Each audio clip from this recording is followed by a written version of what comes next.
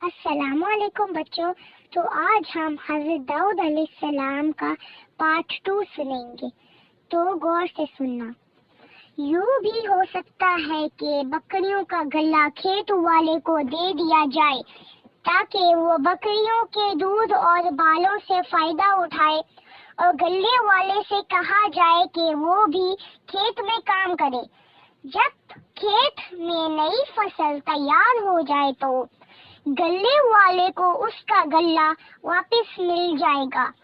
اس طرح نہ کھیت والے کو نقصان ہوگا نہ گلے والا نقصان میں رہے گا. بادشاہ کو اپنے ہنر بیٹے کا یہ فیصلہ بہت پسند آیا. یہ بادشاہ اللہ تعالیٰ کے نبی اور رسول حضرت داؤد علیہ السلام تھے، اور ان کے بیٹے تھے حضرت سلیمان علیہ السلام، جو خود بھی نبی اور بڑی شان والے بادشاہ ہوئے. اللہ تعالیٰ نے حضرت داؤد علیہ السلام پر ایک کتاب بھی نازل فرمائی تھی جس کا نام زبور ہے.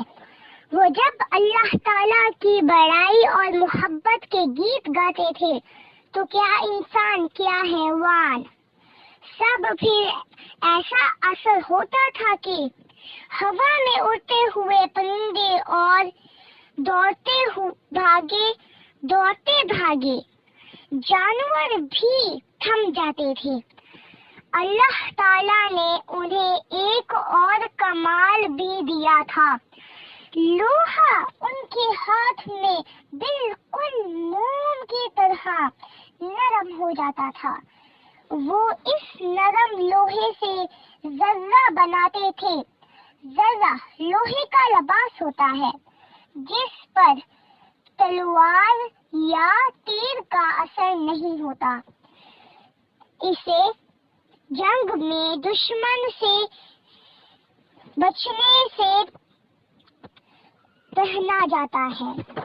حضرت داؤد علیہ السلام کی بادشاہت شام، عراق، فلسطین اور اس کے آس پاس کے تمام علاقوں میں پھیلی ہوئی تھی.